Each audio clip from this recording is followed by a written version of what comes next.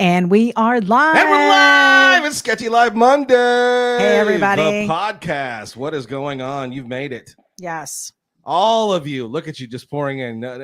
Come on in. Come on in. Take a seat. We have got a heck of a episode, a show for you. We have a very special guest. Super excited. Very special guest, but we're not going to introduce him just yet. We're going to make you wait. I mean, you're an idiot and you haven't. They've read the intro. But Facebook doesn't do a great job of letting that stuff go through. But what anyway? We're not on Facebook. We're going live. That's right. We're YouTube. Live on YouTube. We're so excited that you're here. It's Sketchy Live. I'm Johnny Jalopy, hot rod artist, pseudo fabricator, guy that tries to put things together. So far, it's staying together. So we're doing pretty good already. And with me always the linchpin, the lynch mob, the one that holds it all together, the commander in chief, the president of the company. It's Ity-B. Hey guys. Thank you for your patience with us. We took off last week, but we are coming back with a bang because we've got a special guest like Johnny was talking about. So we will see you. You might be familiar with them, and you may have seen the clone of the car that this gentleman just wrapped up, and it is friggin' amazing. Are you announcing him now? And then not yet. Go? Okay. So hang on to your hats. Sketchy Live starts in a minute. We'll be right back.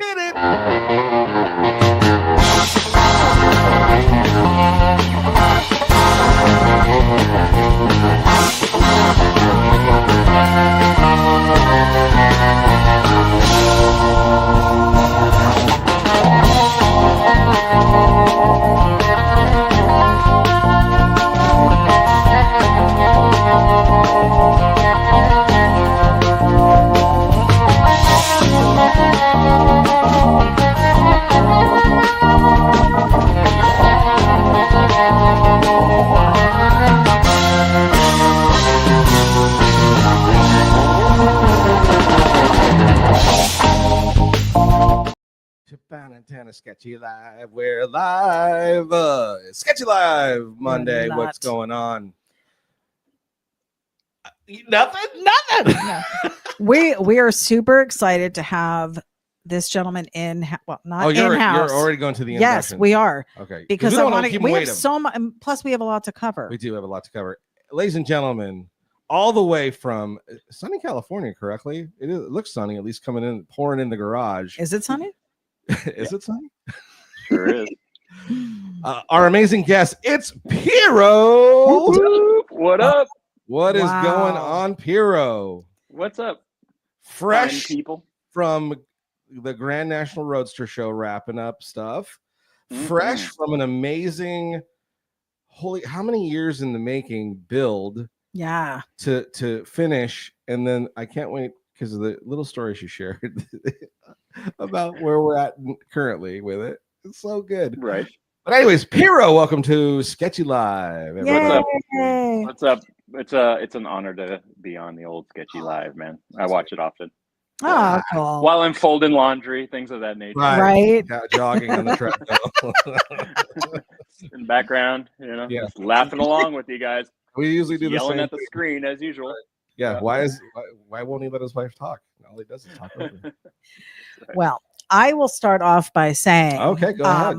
I first heard of you and this particular build when Johnny and I did a wrap-up show. We were watching somebody else's video. I think it was Ian and Jamie's video. They went to the Grand National Roadster Show and were filming and stuff. And I was like, and I had already kind of watched. Some of the workup video. Listen, I've been watching since the first. He's been a fan. So I know what's been going on. So I was like, oh my God, I want to see. I was hoping to catch a peek of it like at the show. Like it's always cool to see other people's videos of cars you like, because everybody films things in different ways and shoots pictures. But I was like hoping to see you there in the car, and of course, it was there. Yeah. And then of course, all your feed of you starting it and then driving it in, and all, so many cool things. But we'll get to that. But yeah, it was really cool. Yeah. So that was when I was first introduced to the car. And then when he had mentioned, this guy's got a channel, he was like educating me about you because he's been a fan for a long time. So I was like, oh, okay, cool. So then he's like, you got to watch these videos with me. And then when you agreed to do the show, I was like, I've got to lock in and watch this stuff just so I can get an idea of who this guy is. And like, I can tell you just just the couple episodes we watched. It was so cool to see. My favorite thing was your group of friends and how you guys all came together and everybody pitched in to make this thing work for you. And just the excitement in your friends' faces to watch you get in and drive that car. Like the first, that was a cool part. I almost cried because it's what a great moment for you. So thank you. Yeah. Tell us a little bit about what your inspiration was for this. I mean, I know a little bit because I watched, but I mean, sure. I'd like to hear from you. Where there was this car. Yeah. One day I was walking down the street. Well, actually, one day I was in Detroit in I think 2005. There was an Ed Roth, he was like the respected builder of the year or whatever, the spotlight at Detroit, and I was there filming for Mad Fabricators, and this thing just happened to show up.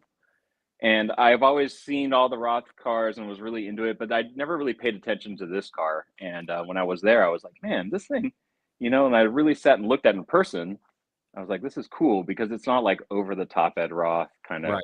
It's more just kind of tame and kind of more my vibe. So I just thought one day that'd be rad to build that car, and so just kind of had it in my head. And then fast forward, it Lucky gave me a T body. It's not this one. Yeah. So it started with a T body that he built this T Roadster that he had got parts for, and he just kind of pieced it together to sell, and no one wanted it. No one wanted to buy it, which was crazy to me. And it was really cool. And so he's like, dude, I'm just going to give you this body and, make it yard art or do whatever. But if you don't build it, I'm going to have to kick you out of the club. So it's the club of 3 of us, so it's kind of weird to get kicked out of a club of only 3 of us. So okay, yeah, so it's not weird, So, anyways, I you know how it is, man. I was done after Livewire. I was kind of done with it. I was just I was over building cars and at that caliber, and so he gave me that, and I was just it was on. I just a few days later, I was searching for parts on eBay and stuff. I didn't want to build it when he gave it to me, but that's how we are. Right. And then I found those frame rails at Walden's that were 32 frame rails, and they were just perfect for the whole car. Perfect. Yeah. Yeah. And it was I mean, if I wanted to clone a car, going into it from just saying out of nothing, I would, it's I don't know how much 32 rails are. What are they a couple grand these days, Yeah. Original set. And to cut them up so badly, it's I might as well just light money on fire, right. It's that dumb. Yeah. So, but having those rails, it was and he just gave them to me. So it was oh man, how can you not do that? So that's when the light bulb kicked in, and being a producer of stuff, that's, how I think. I usually see well, that's a lot of content. It's such a cool story. I did the car that ate my brain before this with Von Franco, which was an amazing story too. Cheers. So good. I'll drink a cup of coffee. Yeah. High five to that. It was cool. It was cool to see Von Franco go through the whole thing. Yeah. And then just loving the backstory. That's what I love about fanning out on you now. What I love about your story is that you're not just talking about what's in the present. You'll nod to, well, here's why we're doing what we're doing. Right. So in that first one, going back and talking about Norm's car and the Sunset Strip stuff and just really talking about the history of why would anybody even want to do another one like that? It was, for those that don't know the history of the car itself, could learn something, even if absolutely. So it was really cool. Yeah, I've always tried to keep history has been my main thing. I love history so much, but the funny thing was, as soon as I was well, if I do a film about this car, what can it be? And then the more I got into the car, I realized that they were such good friends. Norm and Bob Johnson hung out all the time, and Ross. So it was the second part of the story. So I was and this was actually gonna be the Kooky car. It was gonna be Kooky's car. It was signed by Warner Brothers to be the car that Kooky drove. Wow. Okay. And then Bob didn't want the actors to drive it, so Norm Gabrowski got it. Right. So it's crazy that the connection of it, you know, it just worked out perfectly. And it's me cloning an earlier version of and that's what Franco did. He cloned the earlier version. So it's like everything was just like pieced together. So we just called the car that ate my brain and just continued the series, you know. It worked out. So cool. And that was the part I really enjoyed too, is that, you know, easily you could have went and, you know, took all the photos at Ity-B Galpin and tried to do an exact copy of what's already around. Because generally, when, you know, as you know, when you're doing clones, you're trying to do what maybe isn't around anymore, or hasn't been seen for a while. And the fact that you were like, let me go to the original, because you went to the original way Ity-B was before Ed revamped. Correct. And well, and actually, this is probably closer to what it actually look like, because the version that's at Galpin is actually from the 60s. Like when Chris Lavoie got it from Roth, he just took it all apart and chromed everything. Right. And then it got like crazy, dude. It got like lanterns and, you know, like just dual things and big crazy top and lots of accessories to it. Right. But it never like got repainted. The interior stayed the same. It just had all the stuff. The wheels got taken off and they were kept with the car. So when Chris sold it like 30 years later to a gentleman in the Midwest, it came with the wheels and everything. And they kind of just like made it sort of look like Tweety did in the 60s. But it's not close to anything. Like, and it had the lavender interior in it that was Roth's interior. And Dave didn't really dig it. So he went back to the white interior and sold that interior to a guy in Japan. No kidding. And then that went up for sale recently. I don't know, a couple of years ago, went for sale when I was building the car, and everybody like just started bombing my email. They're like, "Dude, you should buy this. It's all the original interior." And I'm like, "Yeah, but it's the Roth version. Like, right. It's a lot more, you know." And it's basically the model kit version. So, I mean, I hope this will inspire Galpin one day to go back to the model kit version, which it means they would have to de-chrome a bunch of stuff. But then they'd be cloning your clone. Yeah. Basically, right. Yeah. And you'd be like, the cool. You guys could do it. It's fine. Yeah. I mean, it's the stuff that needs to be de-chromed isn't a big deal. It's all rear end and stuff. It's not like, you know, but they could keep the chrome parts. But it would be cool to see like the model kit version with the blue mink interior and all that stuff. So for sure. So that was kind of when did you start it? When did you start this? Because I know you just finished it this year. Yeah, it started about 6 years ago. It was right before COVID. Yeah, right before, like, Lucky started building the body, putting the body pieces together. Because what happened, to go back to the story a little bit, is that I ended up, the body he gave me was so rough, and it wasn't an actual roadster. So I needed to make it more like a roadster now that I was cloning it. So some of the parts are actually patch panels that are like reproduction. And I think actually like 60% of it is actually new stuff. Wow. So, okay. But then I had to get the right cowl, and then I got rear quarter panels from a Phaeton, like a Touring. Right. Which is really long. So I took the back half of that and made the roadster back. And so Lucky kind of pieced that all together. And that was about COVID time. Okay. So, yeah. And then it's been so much, because it would cut, like, we got it to a certain point, got it back to my house. Then I started doing all the like welding and like final stuff and getting it all sandblasted. And then it got primed, and excuse me, I got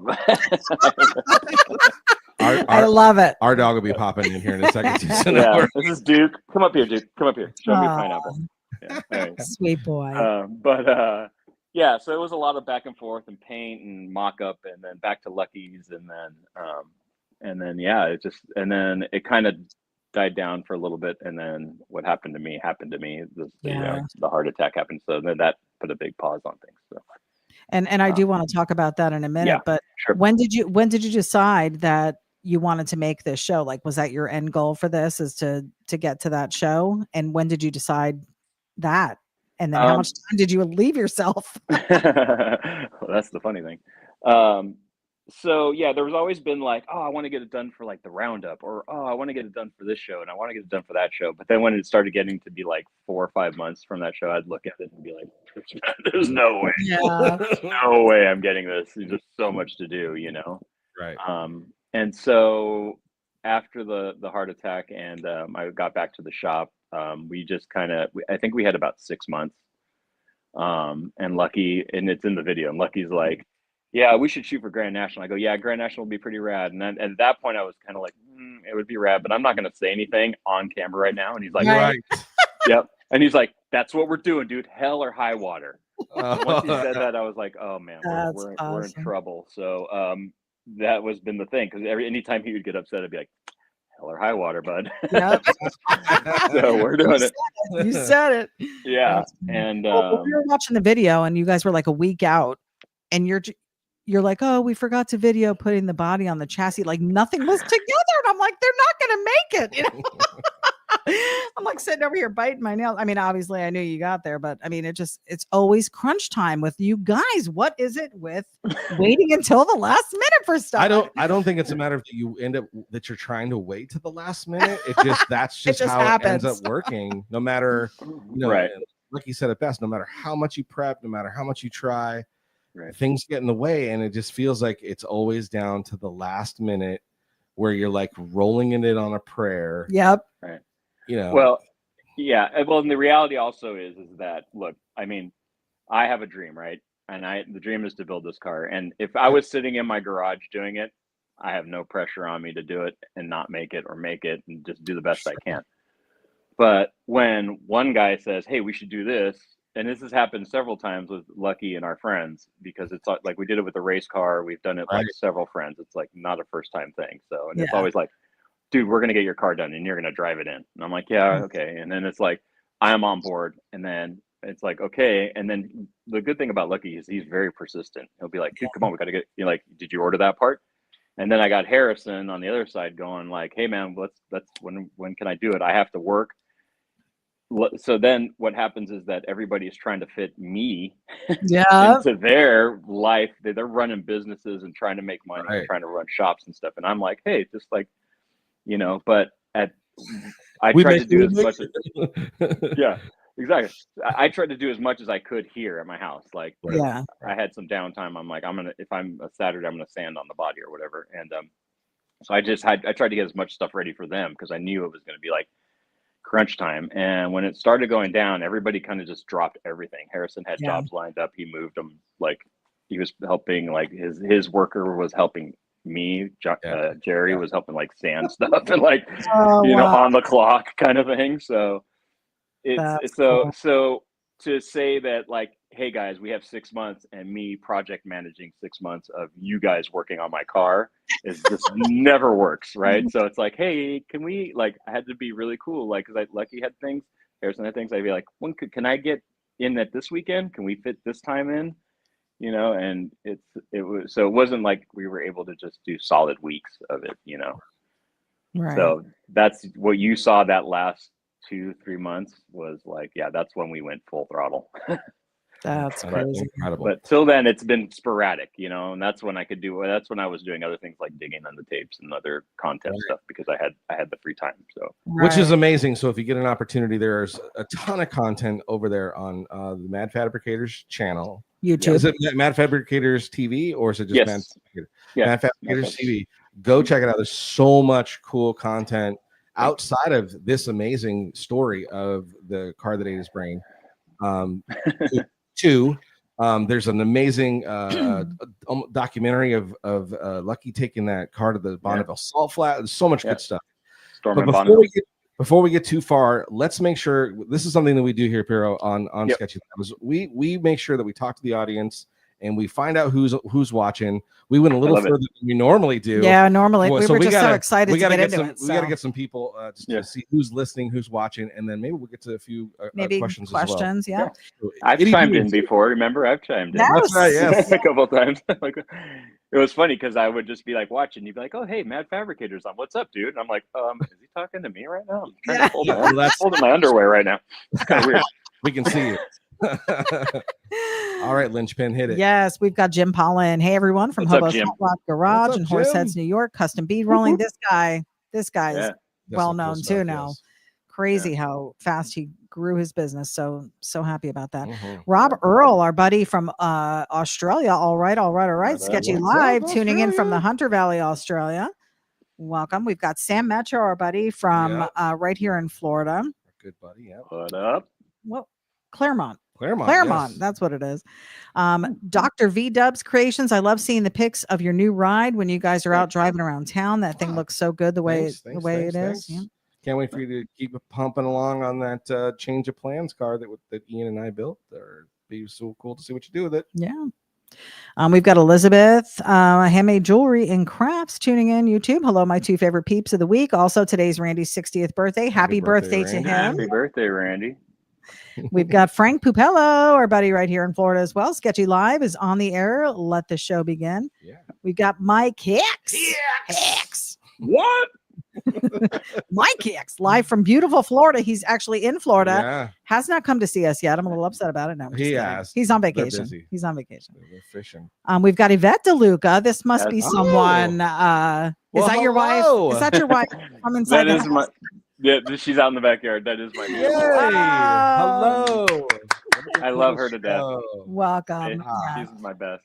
Behind every creative, wonderful guy doing cool stuff is a wife who lets him do it. I'm telling you. especially one that saves your life, because I owe her everything, and she's my everything. Couldn't do it without her. Welcome to the show, Yvette. Welcome, babe. We've She's got gardening. It's 6 o'clock there. She's a multitasker. We've got Cam McNulty tuning in from Wyoming. Hello, Midula. Cam will be here in house in a couple more weeks. Pretty quick. Can't wait to see her and the grandkids. Diane K. Hey guys, and welcome Piero from the Kinneries in Illinois. Welcome. Hello. We've got Popstalgia. Hey Vet, love you both from Roasty in London. Roasty, love you, buddy. The UK here. Yeah, Roasty's the greatest. He's a good friend out in England. Love him. Nice. Yeah, he's a great guy. We've got Riff Driven joining us. Nice. Hey, what's up? Welcome. Car Dork Network. Love me some Piero and Johnny. Yeah. We've got Paul Marziani joining us from Bradenton Motorsports. We've got Angela De Luca, another family member. Hi, Mom. There you go. Mom? Better keep it clean. She's also in the backyard. So. Nice. Wesley Wilkerson says, awesome. He says, finally a conversation worth listening to. Wow. Call me. Sam Metro said, glad to see you're doing well, Piero. I know you had a lot of people in your corner, man, rooting for you and donating when you needed the help. So yeah. It's so wonderful to see how people in the car community come together. Mind blowing. It really, I mean, and like humbling when people have need. Big time. So, can't even. Very cool. Joseph Bednar's neat show, guys. Welcome. Nice. Yvette says ambitious gents when we were talking about your crunch time. Yeah. We've got K Bronze 13, best friends ever. Nice. So that must be your friends. K Bronze 13, best friends. Kevin Felderhoff is joining us. Welcome. Angela says she's very proud of you, Piero. Oh, thanks, Mom. Love you. Car Dork Network is Dick Van Dork. Oh, yeah. Yeah, what's up? I like Dick Van Dork. He's a good dude. Just the name alone makes me smile every time I hear it. Yvette said she loves the energy of the show. Oh, thanks. So your buddy in the UK said it's nearly 2 a.m. there. Oh, that's my gosh. dedication. That's friend right Come there. on, staying up late on a school night. He's just coming home from the pub, I'm sure. Have another Rusty. Another pint for us. Yeah. And we've got Hank Dutton, Hank Dizzle? Hank Von Dizzle from the Underground Launch Pad. We need a 360 at the Garage Workshop. He's asking for my house. It's a 2-car garage. It's not that great, but I mean, I could kind of. Look at that corner. We have a 2-car garage, and I can't even walk out in it to do my laundry. Hey, can I? What I want to see is when you garage door. Is there any? No, there's not a single Christmas box. Oh, stop it! No crates. No crates. They're in there. Oh, see, he it. gives her dedicated space. Yeah, I'll give you a locker. That works for me. And then Tom Newell. I'm about to gut this garage and start over. Tom Newell said, "Car looked great. How many car show critters did you see at the Grand National?" Oh, I love car show critters. Shout out to Kale. You'll have to. Yeah. Have you followed car show critters? I have not. I'm friends with the person who made it. He's incognito, but yeah, it's just photo of very interesting people at car shows. Nice. Oh, like the friends of Walmart. Please share that. Pretty much. Car show critters. I think it's at car show critters on Instagram. Oh, that would be so fun. Yeah, you're gonna have to. For us. We're on there. We saw quite a few at Autorama. Oh boy. Oh, yeah. This last year. Yeah. It's brilliant. It's kind of brilliant. But yeah. To each his own. Yeah. Everybody should wear a. Never mind. I mean, we're all wearing costumes at the end of the day, right? That's true. Sure. Yeah, I've got on my Ity-B shirt today. That's your costume. Yeah. Is that your costume? Right. My war paint. You're pretending to be a podcaster. Exactly. Some dudes like to dress super vintage and have the proper cuff size. Right. It's like punk rock. If you're a punk rocker, I used to be punk rock. We're all in costume. Yeah. Did you have like the mohawk and everything? I just had like crazy, like spiky blue hair. Nice. But yeah, I didn't go the mohawk route. I was more into like. I rocked the mohawk. Did you? Yeah, I had a mohawk. Yeah, mohawk before I knew him. But I was doing the it was punk rockish meets the athletic guy. So it was kind of the Brian Bosworth, where it was really a tall mohawk and then I painted the skin on the side of my school colors. I probably would have made fun of you in my school. You wouldn't have made fun of me. You'd have been wishing I'd have talked to you. Ironically, I used to get beat up by the jocks for having blue hair, so that's cool. Really? What school did you go to? You should have came to my school. San Fernando Valley, 1980s. Everybody loved everybody. Oh, so you're like probably right around our age. So then it was what, like Depeche Mode? Oh yeah. The Cure. No, that was new wave. That was new wave. Yeah, that was the new wave era. But no, it was like I don't know, early Bad Religion. Actually, it was like I remember going to a house party and looking over a fence when I was like 12 years old, and like Bad Religion was playing in the backyard. Nice. Because they all kind of grew up in that. Yeah, so it's cool. Is that what? Do you still listen to that stuff now? Like, what do you got going on in the garage? Of course. Oh, my music tastes are, I don't know. That's a whole different podcast, but. Oh, is it? It's all over the place. I mean, I'm into soul, funk, groove, rare all of it, right? Sampling music, yeah, punk rock, reggae, ska. I mean, everything, nice. Everything that sounds good. But yeah, music was before hot rodding, so yeah. But, well, and it shows in your video production. Yeah, produce videos. Like I was saying, going back and watching.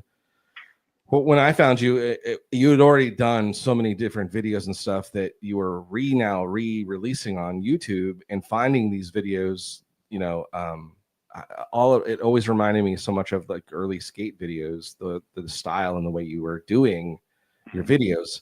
It still told a great story, but it was very edgy and very kind of raw. And here's what we're gonna do. And I love the cutaways to everybody. You made everybody who was whatever video you see of his, everybody's a character, which is cool. You know what I mean? It's not like, oh, here's Dave. Dave hangs out. No, this is Dave, and then he's doing this. It's always, even if Dave's just sitting in the corner picking his nose, Dave's doing something. Right.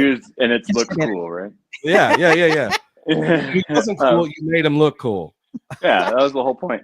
Well, I mean, it's crazy how the world of like content creation has it's become from like, oh, we're like, there was a handful of us doing the DVD stuff like way early. Like, right. I started Mad Fabricators in 2003 when I did the first DVD, and I was in that industry, so I had the access to all that stuff, right. The replication and getting 1,000 DVDs made and have them shipped to me, and crazy, all that stuff. So I was there. It was like, to get a master DVD was like $500. It wasn't like you just put it in a computer. So it was like real early. It was the actual trend. Like I have flyers that say Mad Fabricators coming soon that I'd hand out at car shows, and it said like Wow. racing and drag racing, and it said coming soon on VHS and DVD. So that's how the transition was. Like I was still making VHS, and right.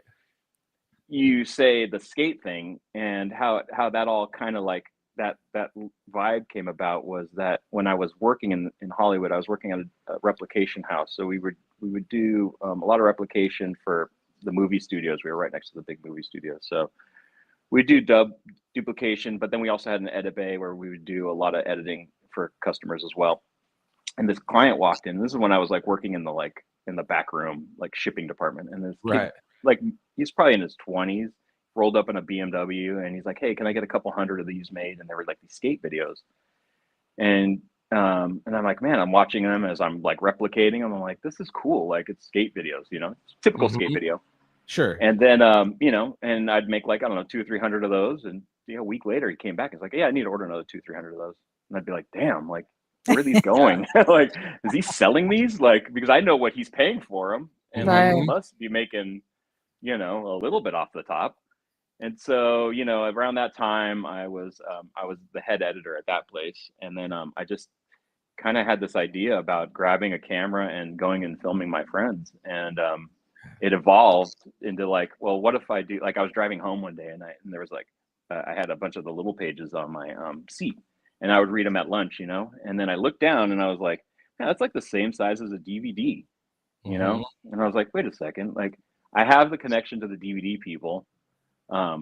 I edit and I have all this equipment at my disposal. And when my bosses leave, I'm there, you know, a few hours afterwards, I can pop in there and start editing stuff. And for a year I did that. I would stay there after hours. I would wait down the street and watch them drive by and go back to work till 3 a.m. and edit everything. Yeah, it was crazy. Like, and then I would drive home and edit stuff on my old like G4 iMac. And I would put everything on the hard drive and render it at work, because back then when you'd have to render a file, it would be like 9 hours to render. Dial up. You talking about dial up? Yeah, it was forever. But at work, I had access to like really fast computers. So the boss would like leave, and I'd plug my hard drive in and just start rendering everything. And then hopefully that everything would look good, because it would take like an hour to render still. It was, you know, so an hour to render it though. Yeah, there'd be like an audio blip or something. I'd be like, oh man, now I gotta turn that down and render the whole thing again. So it was a nightmare, but that's how I got the first one out. And I was just done with my bosses and stuff, because they were being jerks and making money off of my abilities, you know, and people were coming to see me and they never wanted to give me a raise. And long story short, I left that and like I quit my job, and then like just was like, well, I can make wedding videos if I have to. If this doesn't take off, you know, like I have an edit bay, I have a camera. If this doesn't work, then I don't know what to do. But the influence of that guy making those skate videos, and then my mind going like, those are rad. I should do like a skate video of my friends. And at that time, the Dogtown Z movie came out, Z-Boys movie came out. And I always loved Stacy Peralta and all those Z-Boy guys. That's like was my growing up. And the way he shot that was so rad, with like the film slop and just the pictures being zoomed in really cool, you know, and all that stuff. And I was like, man, that has like a feel to it. I don't want to walk around a show and be like, this is Billy Bob's 1957 Chevy. Tell us about it, Billy. You know, and like Billy's talking about 45 minutes how he put a big, you know, it's just like, I'm like falling asleep. I'm like, I want stuff, you know, riveting. I want to feel, I want to smell it, you know. And we're and it's kind of the Monster Garage era, you know. So like Discovery Channel starting to do stuff. And I put the first one out and it did great. It did really well, actually. So I was able to like quit my job and like, and then it just the automotive community was just dying for something that was, I mean, because again, like you said, most of the guys that were starting in those early, you know, the revamp of, you know, hot rods coming back again, we're young skaters who now got money, and then now they're like, I'm gonna do car stuff now. Totally. To have something that was hearkened to, like, I remember, we used to do this in this kind of fashion. That's like I've said, when I saw those early content stuff, that's exactly what it reminded me of. I'm like, dang, It's so edgy and raw, and it's not just watching, like you said, an interview of a guy telling you about his car. My classic car. B-roll. It's like boring B-roll. Just cool music, crazy shots. It's stuff in the garage. We're doing stuff. And then occasionally you're lighting stuff on fire, and we did a lot of stuff. Yeah, it was a good old days. Well, I also have to thank the invention of the ham, because right at that time, I mean, I think I joined the ham in 2001, so I was already on the ham like several years, and that's like, some guy on the ham is talking about his dad's grandfather and his dad's hot rod in Wisconsin, and he posts this video of doing donuts. And I'm like, at that point, I was like, okay, I'm full in on this. I'm going to save up a couple $100 and try to fly to Wisconsin and get this guy on film. Because the point was not to film California stuff. And the first, I don't even know, I think I was up volume 6, when I started doing California stuff. Right. Because my point was that I want everything away from California, because I live here and this is what everybody gets covered on. Everybody knows the cool chopper cars and all that stuff. I want to go to the fucking outskirts, excuse me if I cuss. Yeah. To Wisconsin. And, sorry, Mom. She's not the first time. But I want to go to Wisconsin, and I want to find this guy because he's cool, and that's like where I met Bob Lead, and then like that relationship was it was awesome, and it still is. I miss that guy, but he is. I wouldn't have been able to be where I am today, and likewise for him. We grew up together in this culture, and I'm hoping that I'll be able to see him in a few months. But it was like he brought a different energy to it, and he was like, "Hey man, you should fly out to Wisconsin. I'm gonna chop a car in 2 days, and we're gonna do this, and we're gonna. I got all these monster masks and mini bikes, and we're gonna light stuff on fire. You should fly out." And I'm like, on my way. He's a great on camera person.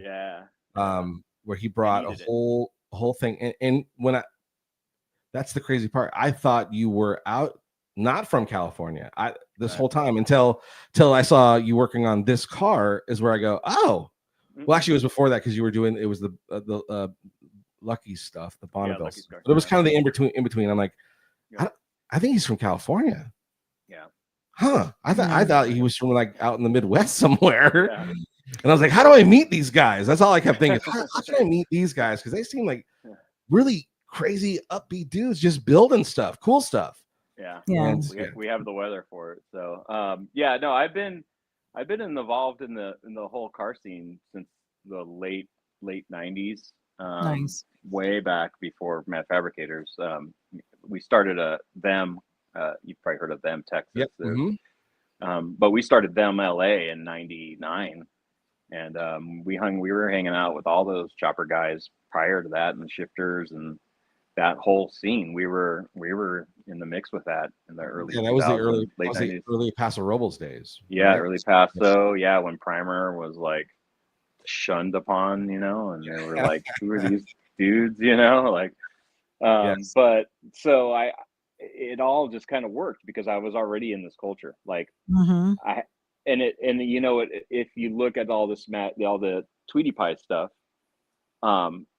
it's those relationships that I built 5 years ago. It's people that I've known in this culture throughout all these years, not only for what I've done in the film world, in the content world, but just being friends with everybody. We all run around the same group, and to have the people that are my friends that support me with all this stuff is insane. Like, it's a huge advantage.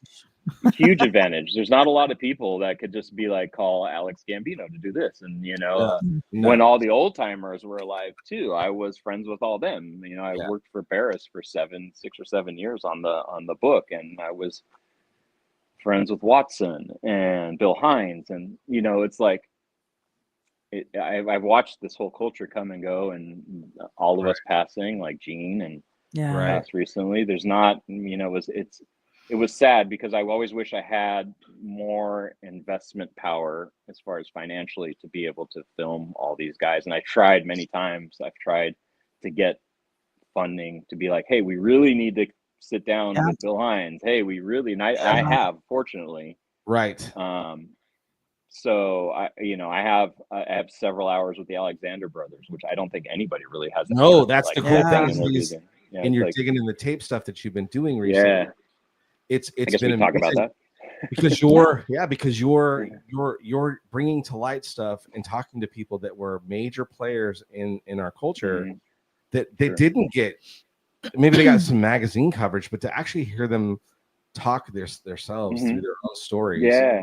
So these videos that you've made and have captured of these people, I mean, to me, I think they're priceless. And you out there, if you haven't seen them, another reason to go watch this channel, because it is really cool hot rod stuff that, up to date things that are going on and stuff like that. Yeah. There's a lot of history that Piero is catching and bringing to light in a really awesomely classy, respectful, fan way, where you could tell that you're a fan as well, as you're not just doing it for content's sake. Sure. You're like, this is cool as shit that I'm getting to talk to this person.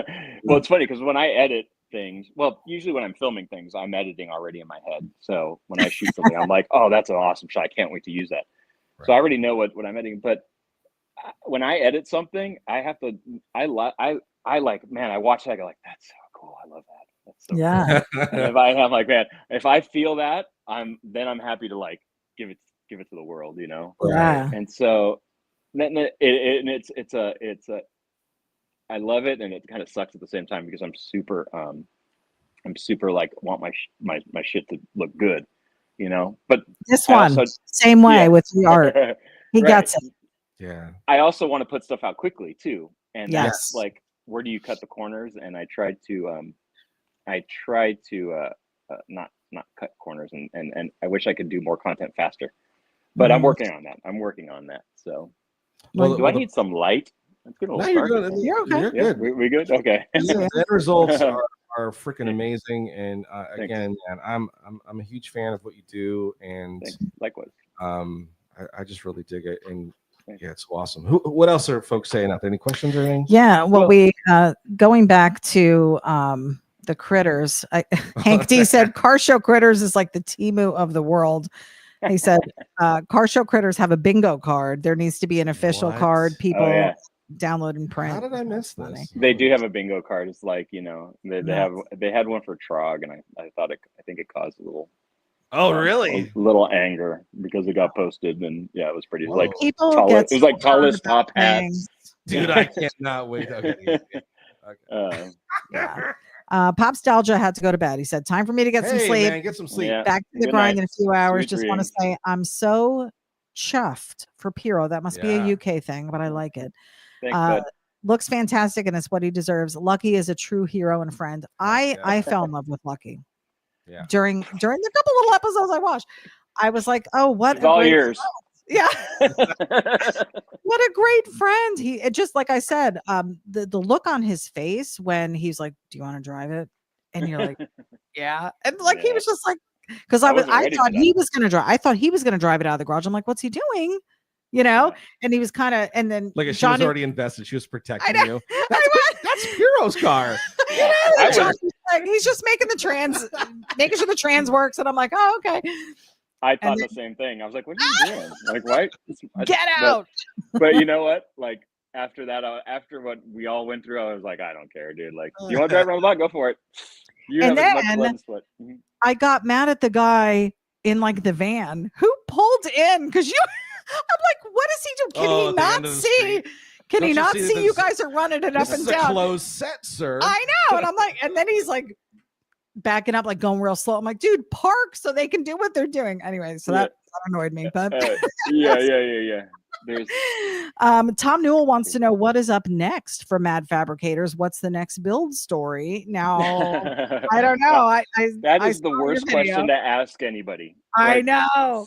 No offense, and no, I get it. Nothing ever. This is it. This is really. I'm not. Yeah, no. Did you guys not see what happened? Yeah, we did. Has anybody not been watching?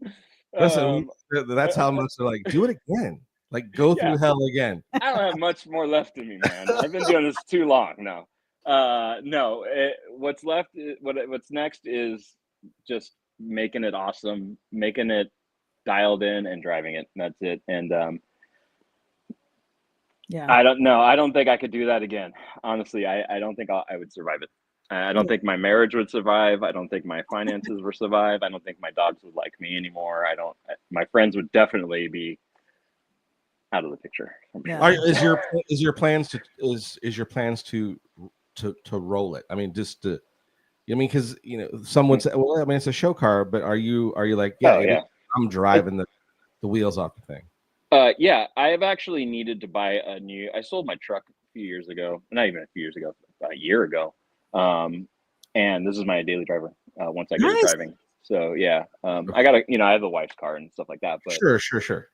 Being an editor, I don't go far very much. So if I have to run to the bank or the post office, I'm gonna take that.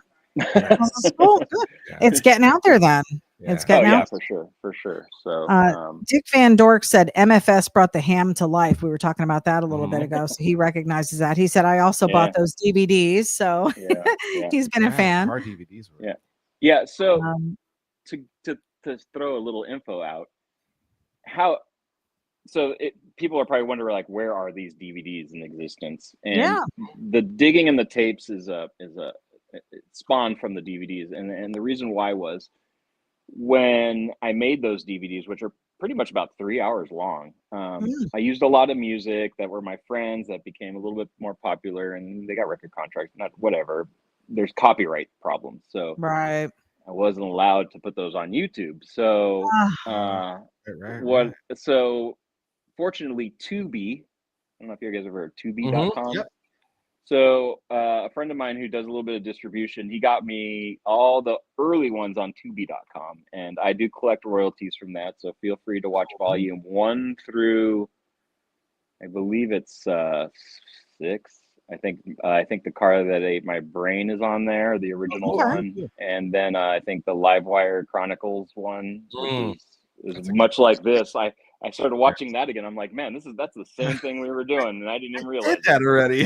did that already. I'm like, same players. Lucky's in it. Harrison was in it. He was like the faves, 17 years old. Everybody was super young. Yeah, it's crazy. I just thought about it, and I was like, man, there's a lot of people still like the same thing. Still your friends.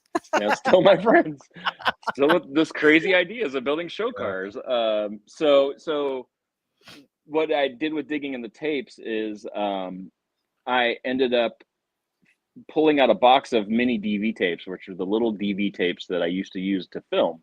I have about 200 and something of those. Wow. And it's all like, it's like Paris interview, this, all these interviews and car shows, and a lot of it didn't get put on because I could only put a certain amount on DVD. And, like Dean Jeffries for 2.5 hours, like, it's crazy the stuff I have. So I bought a little mini DV recorder prosumer thing, and I got COVID, and then I just sat during COVID, and I captured all those tapes. Wow. Man. And then and it's funny, I'm kind of a hip hop head. I love old hip hop, and DJ Premier is a DJ. He has a show called, oh my God, I can't even remember what it's called, but it's cool. What he did, he's used to get his little cassettes, little floppy disks that he used to do all the sampling. And he would tell a little pre-story of each thing for each song. And then at the end, he'd be like, and this is the song, check it out. And he put it in and he hit play. And I was watching it, and I'm like, that's cool. I'm totally going to steal that. And so that's why it's like digging in the crate, digging in the tapes. It's kind of like got a hip hop like vibe to it because I love it. And so I was like, that's a cool concept. Like, I'll get the tape and be like, this is what happened. We were driving in Detroit, and we went to the Alexander Brothers, and here's Bob to talk about it a little bit. And then it cuts into, the re-edit, with the right music and more content and mastered basically, and color corrected and stuff like that. So I'm going to get back to that now that this is done. I'm going to start doing more of those because I have so much content. It's ridiculous. Well, that's exciting. People will be excited to see there's that. A lot. Just the thought of the Dean Jeffries. Yeah. And then to answer that guy's question, so more content, obviously, and We've been working on our good buddy John Agnew, Funky Junk Farm, John's tea. Lucky has been working on it. You kind of see it in the background in some of the episodes. It's a green tea with gold interior. It was built in the 60s by a 16-year-old to be a drag car.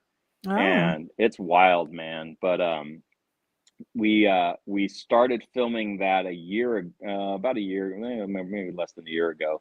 And there's been a couple tragedy events with that. He's in Altadena, so he lost everything. Wow. But we got the tea because it was at the shop, and so and his partner also has a cool he's building a drag car off the chassis. I think it was from Pure Hell, called Pure Junk. So so it's cool. We got the funky tea and Pure Junk and Funky Junk, and it's a hard story now to watch because of the first episode was all about his place, and he had this cool place in Altadena that was a old fish farm from the 20s, and the memorabilia and the stuff that he had was very sad. So but Johnny's a great guy, and he's all about the rebirth of everything, and we're back on filming it. So it's going to be kind of this story on like following his whole rebirth in the tea and his partner's car, and nice. It's gonna be cool. I guess I'm making car videos now that have a little bit of hardship in it. You know what? It's all between heart attacks and it's part of the story. That's the maturity. It's the maturity in you, man. That's what it is. The old age.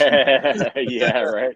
And you know what? Softer. You're not as edgy. Everybody nowadays so good. is a content creator, and it must just kill you because like you have such good skill at years of doing this, and so super skilled and so good at your craft. And then you get these 15-year-olds on TikTok thinking that they're going to rule the world. And I think it's great that people are trying to be creative, but because we've dabbled in editing. Johnny's been doing some editing for our other he don't like it. Not good. Not good at it. But it may be because I'm using a PC versus an Apple. Right. 100% there.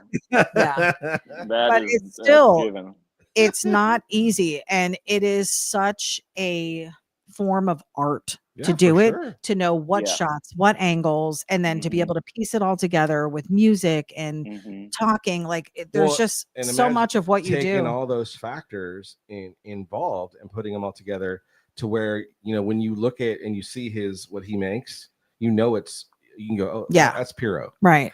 Yeah. That's what I was telling you. He's made himself a brand and style. Like when people that know specific, although that's a Scorsese film, the way it's filmed, right. You can see that that's a Piero film. This is Scorsese of hot rodding. Well, you have a style, man, and Thanks, it's definitely recognizable that it's you, and you can also see.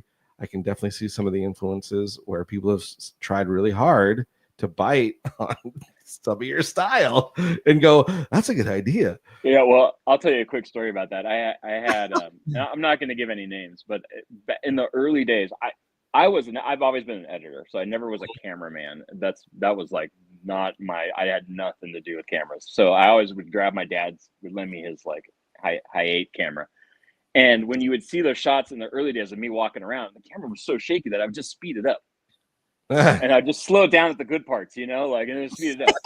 And then, like, no joke, after like the second or third DVD that came out, I started seeing videos doing that, and it wasn't because I was trying to make it look cool. The camera work was so bad. You're a trendsetter. I was trying to get it around. It was pretty funny. So like it'd be all shaky footage, but I'd speed it up to the music. So, so that's just a funny story. But shot's commonly known in the industry now as the pirouette. That's right. The Piero shake. There, we got gimbals now for that. But, yeah. Thank goodness for gimbals. So funny. Yeah, gimbals and iPhones, man, it's the best. But it's been wild. It's been a wild ride. It's an art. But yeah, there's a lot of good content coming out. Aside from that, Lucky's building a 5-window now, a 32 5-window, and I'm trying to get him to film stuff. I keep saying, "Did you film it? Did you film it?" And then I don't know if you guys noticed in the background when I'm at Harrison's house, there's a chopped T27T that he has, that he's had for about 10 years. That's been sitting for a while. We're gonna ramp up on that guy next. Nice. That's gonna be cool. And he's like, I could probably throw a rock and hit his house from my house. So nice. That's cool. You know, being an introvert's nice having friends that close, because I can get home quickly. Well, now you just quickly and back into bed. You just pull old Tweety Pie out. And yeah, right yeah. to the store and go, exactly it. What are we doing? That's exactly it. And then so yeah, I'm trying to. I got a couple of good ideas. One involves clone cars. Now that I got this done, there's a lot of clone cars in the world that I'm thinking about doing a series about. So I'm just trying to do more series, instead of having just like Mad Fabricators. I want series. So it's like I've been doing that. You know, even there's a series on the channel called Midwest Speed and Power that we did with Bob Bleed. I love that series. It's great. It was that we did that one a long time ago. That was like one of the first series I did on the channel. So yeah, they're very enjoyable because it's a journey through, even if it's not the same specific story each one in the series, it's still the content's similar as you move along, which is cool. Yeah, so I mean it's the technology's changed, but our subject matter has been the same. yeah. And and the ironic thing is you know, like we were talking about being content creators now, it really is, you, no matter what field you're in, you know, like you have to be a content creator. There's no place to get millions of views or even thousands of views. No. Sure. You know, you can't just be like, oh, I'm gonna put like ads in this Yellow Pages or something, or I'm gonna put it in the recycler. Right. I don't know. Yellow Pages exist anymore. Yeah, nothing that exists. It's like you have to have a YouTube channel, you have to be on Instagram, you have to be putting content out constantly. And you know, I've been asked, you know, I've been told, I should say, like, oh, you're a content creator, and I'm like, I guess I am, but I mean, I appreciate being a content creator now, but I feel like I've always been more of a filmmaker. And I think the difference is a content creator is a guy or guys or gals or whoever it is, they just put stuff out as easily and fast as you can. Yeah. And I don't knock that. I wish I could do that. I really would, but and I could do that. I don't know. And the quality of it might suffer. But I agree. I agree with you. I don't see your stuff as you're someone who makes content, but you're a filmmaker. I'm a filmmaker, yeah. And so I've always tried to say I'm more of a filmmaker, but you know, I'm not going to argue. Well, right, because just in the realms of, you know, who you're talking to nowadays doesn't understand the difference in the two. But there is obviously, again, there is, as you know. All you can do is look at your channel or look at any of the episodes. There's a big difference between just filming guys hammering away, and nothing, like you said, nothing against that, because we've tried to do that. You know, I did a whole car, and how many months did it? Like 6 months, and didn't filmed one day. Got pissed off, and I was done. I'm like, I'm done filming because I'm building. I'm not. And I couldn't be out there. I regret I work full time, so you know, because it would have been a cool story, and especially me learning how to weld through it and all that. It would have been so great. Yeah, it would have been great. But dummy me, I couldn't. And we still don't have time. We still don't have time to create. Yeah. He's like, we got to do videos this week. I'm like, when would you like me to fit this in? Like, there's just no time. And then you have to be inspired. We went out one night. I'm like, oh, let's go live. He's like, I don't feel like going live. I'm like, you can't make the content. Yeah, it's. I mean, look, I applaud anybody who tries it, and I definitely try to give advice. Like, you know, I even did the same thing. I went in thinking like, man, I'm gonna start putting stuff up, and like people are just gonna flock to it, and like I'm gonna get all these views, and I'm gonna be making enough money to like produce stuff, and then you know, and it's I mean, you could be simple with it, but even YouTube is just like, you know, to get more views, you should, you know, really put effort and make your content flashy and make sure that it's good, and they want the good stuff. Yeah, they want the stuff up front. And you know, I'm so fortunate with everybody that's subscribed and has been a part of the channel. But the reality is my my demographics is 65 plus, you know. Same.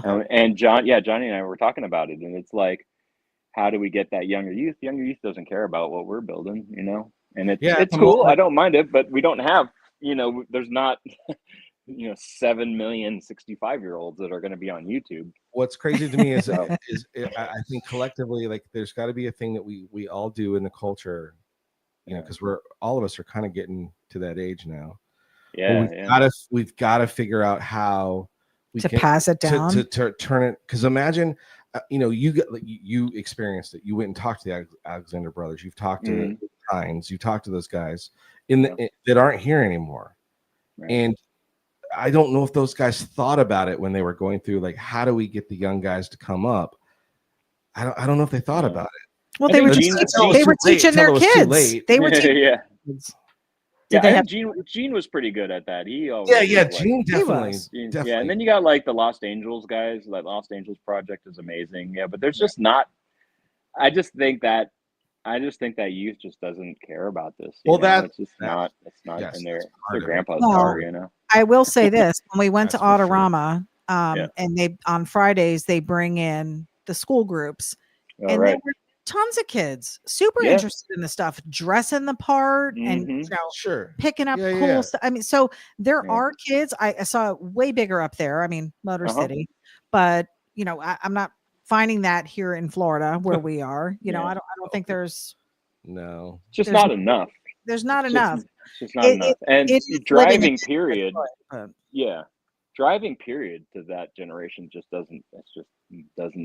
I mean, I have my nephew 16, and they're like, he's like, oh, I don't know. Like I talk to other teens that age, and I'm just like, well, so what about driving? And they're like, nah, take an Uber. I'll Uber it.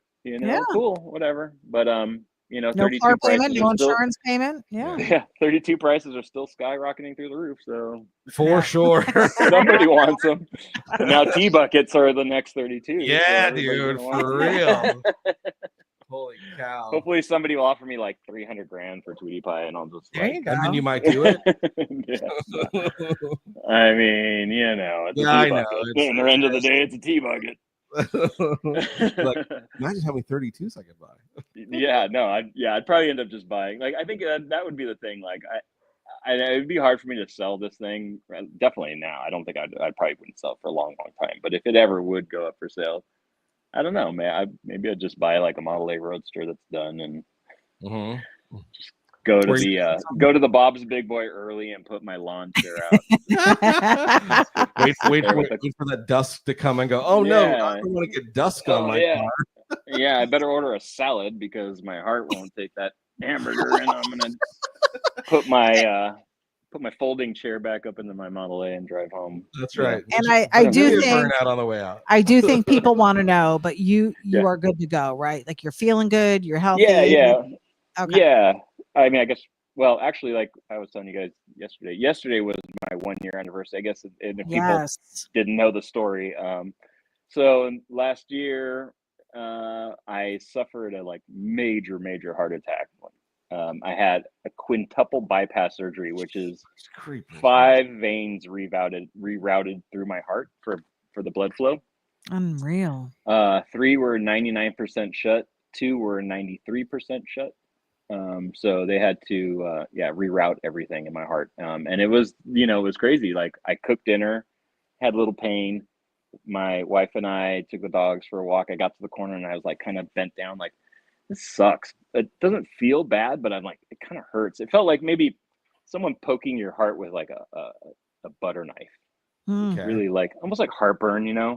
Like heartburn. And my wife's like, you had pasta. Where did you get the heartburn from? I'm like, all right. So anyways, we watched a movie. And then I went to bed, and like 3 a.m. I woke up, and I woke my wife up, and I was like, this thing is still it's still there. It's weird. And so, being a dude who hadn't gone to the doctor in 8 years and felt fine, I didn't have any issues. It was just kind of hard to walk that hill. And I was like, being a dude, I was like, I don't want to go to the emergency room. Let's just you could chime in, and they do like a live stream or like a Zoom call. She's like, my wife's like, dude, you need to go to the hospital, but we'll try it. And I go, okay. And as soon as you start asking the questions, they're like, get to the heart, you idiot. It's like, do you have heart pains? Like, it just won't let you go past it. You're like, it's not a big deal. Let's move on. Right? Yeah. So I drove us to the hospital at 3 a.m. And as soon as I walked up, my wife said, my husband has a little chest pain. They're like, yo, come in the back. They sent me right in the back, bypassed everybody, sat me down, took my shirt off, started sticking things on me, left the room, came back in and said, well, you're having a major, major heart attack. We don't know where to send you, if we're going to send you over to the Kaiser or to Pomona, which is a lot closer, because we don't think you're going to make it to the other one. Oh, So we'll get you to the closer one. And you're gonna go into surgery right away, and your life is about to change. And so say goodbye to your wife. It was very, very, very hard to do that. And Sure. And but all I wanted to do is get it done. They got me in the ambulance. They got me to Pomona, and then I remember they rolled me into the hospital, and they started getting the anesthesia and stuff into the surgery room. And I looked around, and I just said, all right, let's get this party started. And they all kind of giggled and they looked at each other and they're like, all right, this guy is crazy, but whatever. Oh, and they put me out. I woke up and I had a couple tubes coming out of me, and left a few days later and had to do, physical therapy and change of life and all that stuff. So it was crazy. I healed really fast though. And the doctors were really happy about that. And, well, other than the heart, you were probably pretty healthy. Yeah. Questionable. That's the thing. I'd watch those videos. I'm like, he doesn't look overweight, and he's no, I wore it well. Guy. Did they tell you what the cause was or what contributed? Wanted to kill him. No, I know. But that's what happened. They're like, are you building a car right now? Yeah. No, I just finished one. You got cars eating your brain. We're looking at your X-ray. Looking at your X-ray, we see a Model T. There's multiple cars trying to kill this guy. Was it just stress? No. So, okay.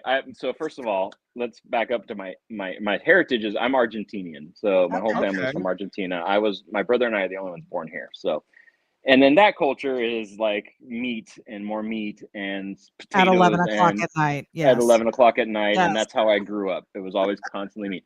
So there's always been high cholesterol in my family. And at one point I went and took cholesterol medicine, got my heart rate down. And then I just kind of was like, I don't like this medicine, got off of it.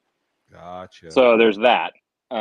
Years of doing not so good stuff to my body where it's drinking and smoking and partying hard for the last 50 years. And then diet wasn't the best. My wife of all things is a nutritionist, and she's so healthy at all times, but girl, not for me. No, I had to. No, I definitely ate well, but it was the salt on everything, the sushi with the soy sauce, and then the noodles with the soy sauce, and then the carbs and all that stuff. So it all just came to a head. It was like, the clock was ticking, and it was like 52 and now, and that was it. And I got to party and live a good life. What's that? So now you're using Mrs. Dash. No, I stayed away from Dash. It's crazy how the palate changes though, as you're not able to eat a lot of things. And man, I love a salad now. I'm not gonna lie, I do love my salads and my chicken. It's just eating, eating right and walking now. And, well, I'm sure there's that part of, hey, this is no bullshit. Yeah, I'm not doing that again. Yeah, well, I'm gonna eat a salad when you're like, I'm not having a heart attack. What are you talking about? And then not doing that again. Wake up call. But they say the surgery lasts up until 10 years, and then sometimes they have to go in depending on your diet and stuff. So I'm trying to, they're like 12 years if you're good, 12 years, and who knows what technology will be in 12 years. But they can go in like from under the stomach, and they don't have to open me back up. And which was wild too. I watched I watched a YouTube video on how they do open heart surgery. Which was before you had the surgery? Oh no, after. It was after. Oh. And I was like, wow. I mean, they had like die grinders, and they're like cutting and opening and pulling stuff out and putting it back in. And so you have like a Frankenstein scar down your chest. Oh yeah, no, I got a scar. Yeah, probably about 8 inches long. Yeah, so but scars are cool. Yeah. But what I do want to say to the viewers that were there and supported, and that we were talking about the community, how it comes out. To be humbled is quite the thing to say, because like, you know, you have a certain reach that you can see, you know, from your phone, and how many numbers. They're all just numbers at the end of the day, but you know there's people behind those numbers. And when those numbers come to life and they message you, and you like, I would spend like 3 days just and I answered as many people as I could answer, even if it was just a thank you, a thumbs up, a heart. Yeah. Because like, I felt so like I couldn't believe the amount of people that had my back. Yeah. You know, and not only friends that like did like art shows, like benefits, sold stuff to like send me money, and it was just I can't even explain how crazy that was, and the fact that people were so inspired to go get checked up. Yeah. It was, I got a lot of people saying, you know what, you coming on and saying, hey, this is what happened to me, get checked if you can, because it's quick, man, you know. And I got so many people saying thank you. I went and checked, they did find something, but I'm fine, because stuff does happen, but it could be cured with just medicine, or, you know, eating right and stuff like that. So it's an important thing. Preventative care is Preventative the way care. to go. Yes. And you know, those it was ironic. I had a guy come in to the ER, and he was like, hey, how's it going? I go, hey, I thought I was gonna get a shot or something. And he goes, so you got some new Strongbergs, huh? Oh. And I was like, what? I'm like, how do you shoot this? Like, and he goes, oh, hey, I'm sorry if he's watching, I forgot your name, but I have it in my phone. But he's like, oh, I'm so and so, and I heard you were here. And he's like, here's my I think he had a 32, yeah, at the early Ford store. Mitzi shot photos of it. And I go, oh, cool, I'm building this T-Buck. And he goes, no, I know everything, man. I don't follow you. And so, yeah, it was pretty crazy. So the crazy thing is, though, what I'm getting back to the discussion we had, is that in that ER downstairs where I was is filled with dudes like us. Yeah. And I say Johnny because it seems like a lot of guys it's more of a guy thing than a woman thing. You know, it's like, so yeah, we're indestructible. We think we'll live forever, and yeah, dude. Yeah, not me. You're not gonna get me. Yeah, at this age, look at Jack Rudy, dude. Like, you know, like just like that. It's just like that. I was that close to being a memory on Facebook. Wow. Yeah. So it's something that we need to do, and I'm hoping that in the next year or so, I want to dedicate my reach to people. And I have a couple ideas that I want to do for awareness that is for us hot rodder guys, you know, really. It's just car people, you know. Well, whatever you decide to do for that, man, make sure I'd love to be a part of it as well. For sure. In any way I can. For sure. Yeah. You know, because I know it's no joke. You know, my dad had bypass surgeries, and that's it's not a joking matter. But I know it sucks, because I love pizza, man. I love pizza. And it sucks. Like that's the suckiest part about it, is I love pizza. Do the cauliflower crust. That's what I've been doing. It's just not all the other shit. It's still bad for you. It's just not the same. I'm just skimming through these comments, and you'll never believe. I didn't even know there were. I didn't know comments. Yvette said your marriage will survive another build. She's adorable. I love that's her. A good woman right there. That is a great woman, but I would not put her through what I just put her through again. No, there's no way. No way. I don't want to put myself through it either. So. That's true. I think your idea of, if you were to find something that was already kind of maybe mostly there, and then just Piero-ize it, you know what I mean? Or I could also bug Johnny, who owns Livewire. I could also bug him to get it too. Yeah. That was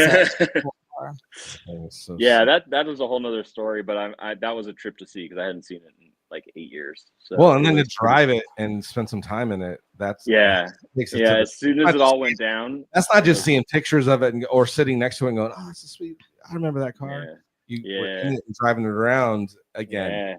I just felt bad. It was the story. You were like, you know, stuff happened. I had to sell it. And I'm like, we've known so many people. Our good friend Eddie Nash, his car, he had to sell it too. And it's just like, man, if he could buy it back today, he would. But it's like your kid, you know, especially if you had a hand in putting it all together. So yeah, it was. Can you hear me okay? By the way, I lost. Yeah, you're good. Okay, yeah, one of them died out. So I might have to switch back to phone. Now we're at an hour 14, so yeah, we're about but yeah, it's cool because Johnny does live in Vegas, so it was cool that he got it, and that we're going to be going to shows together. We'll probably be doing like internationals and stuff together, so it's great to see it. But I'm glad he has it, so it's close to home. Yeah, and he won't sell it unless it's to me, but I might have to trade him. My son lives in Hollywood, North Hollywood. Did I say? I don't know. Yeah, I think he's in North Hollywood. He's going to school out there, be a screenwriter. All right. But when we come out next, would love to get how far are you from that whole area? What's your exact address so we can send everybody? Yeah, hold on. I'm gonna get in my car and I'll show you guys. Yeah. Can you make sure the garage is unlocked as well? Jesus. Come on over. I would absolutely love to hang out. And we could even, if you're in that area, that's closer to the shop. So I'm about like 45 minutes, 50 minutes from Burbank. Okay. But we could always go to the shop and hang out. And if you wanted to do a live from there, Lucky's always down to hang out and do live. Yeah. Well, because I saw you go to Dave's place when he was doing the pinstriping, and I'm like, oh, he must be right near there. Yeah, Dave's is probably about, Dave's about 20 minutes from Burbank. Yeah. So already, that is the greatest place on earth. The greatest place on earth. Someday I'm gonna get to go there. I said to Johnny, I said, oh, I didn't realize that Galpin shop was down. I'm like, why didn't we go there when we visited last time? He goes, you have to be invited, Beth. You don't just walk in. Yeah, you just don't knock on the door. You can go to the car dealership and look at all the Mustangs and stuff, but you're not walking in the cool spot. Well, it used to be there, but like it was mixed in with like the fancy expensive cars. But and then Dave got the big shop, and then he opened up that second half of it, which is it's really that won't be a problem. We'll be able to take you there. Dave is a brother to me, but I mean, and even if you were there and just said, hey, I'm this guy. I'm me. Dave's really cool to let. Does he know Johnny? I've said I've commented on. I don't think. I don't think he's cool. Like I'm sure he'll have his team research you. Yeah, for sure. Do a security check and all that. What's the password? Yeah. Check your credit score, all that stuff. Don't do that. Don't do that. Don't do that. Pumpernickel. But so anyways, that's my story in a nutshell. I'm sticking to it. I'm ready to do more stuff. I'm about to take a crazy trip to your town, the old Florida, to do I do some Bailey work too. I work for Bailey Industrial on the side gig. If you notice their Bailey bio videos look very Mad Fabricators ish, that's because I'm their hired gun. And so where in Florida will you be? Like our area? I'm going to be landing in Orlando. Oh, okay. And then I'm going to. He's out. His ninja. Cocoa Ocala.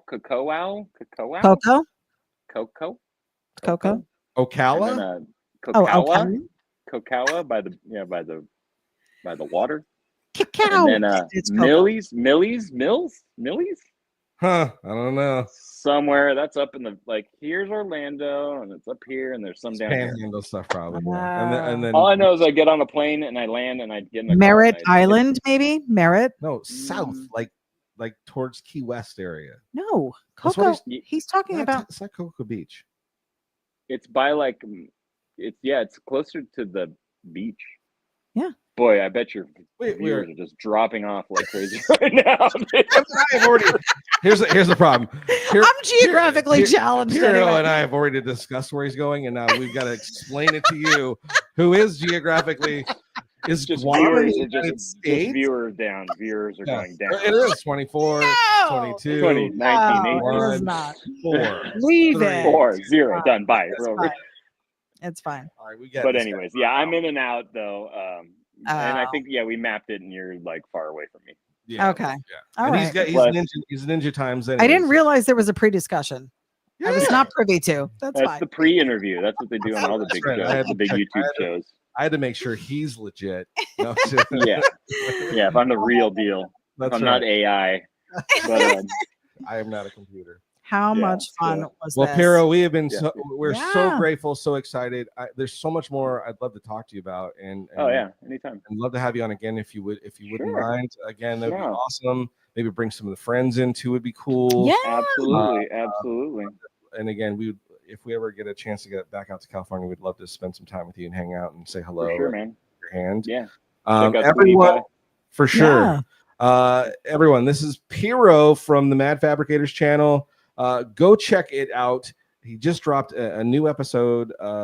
Is it the final episode to the Grand National Roadster show? Or ish? Yeah, ish. Recent there is another episode. Well, there's another part that's been shot that I can't tell anybody about yet. Okay. Johnny knows about it. I talked to him, told him the big reveal. So I still have some filming to do, so it's not going to come out next week, and I'm out of town, so I don't know when that one's going to come out. So that would be episode 25, so I felt that I'd leave it on 25. But I think that no matter what, I still will be filming stuff, and who knows what happens to this thing. Maybe we'll go to Japan or something cool. Like, who knows? I'd love to see you do that. Yeah, I am gonna take it to Moon Eye's. I'm hoping to take it to Moon Eye's open house and give it a little nudge to Chico and Shige. But like things like that, obviously, I would do another episode. So I don't think it's gonna end. Let's just so we're excited. Either way, and I already know about the secret one, part, and it's pretty awesome. So you're gonna want to cherry on top for sure. You're gonna want to see that episode. I'm telling you, folks there, you want to see that episode for sure. It is crazy cool. And I didn't even tell you, Johnny, after I talked to you, I came up with a couple more ideas to make it even even crazier. It's that accessibility kind of deal thing. So we'll see what happens. We might bring a couple people in that are important. Nice. Cool. Well, hey man, we sure appreciate you. We're gonna let you go. Yes. Everyone, thank you. A round of applause for Piero. Loved it. Thank you. You guys are the best. Love everybody. Thank you. Let's be good people. That's all I ask for. Spread lots of love. Be good to your heart and your health and your happiness, and just spread love, and don't be blinded by the world. Just be good people. That's all we need. Good words. Yeah. Peace out. Hey, please hang out for a sec. We're gonna go to our single shot, and then we'll say goodbye. But thank you, everybody. Hang for a sec, guys. How amazing was that? That was great. Oh my gosh, so much fun. That dude. We could spend 5 or 6 more hours talking to him about all kinds of things.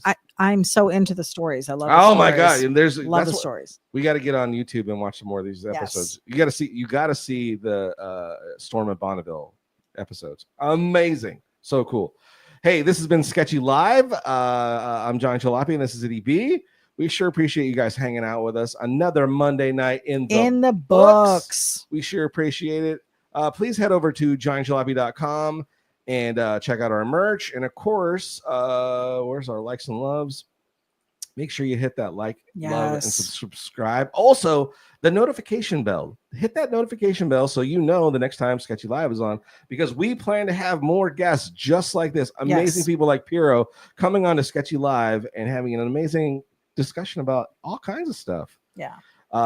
In fact, I believe in the coming weeks, next Monday, we have an amazing artist, and that is Thomas Estrada. So we hope to see you guys there for that. Yes. Here on Sketchy Live. So what do we tell them? Stay sketchy, Make sure guys. you stay sketchy. We'll see you guys soon. Bye. Later.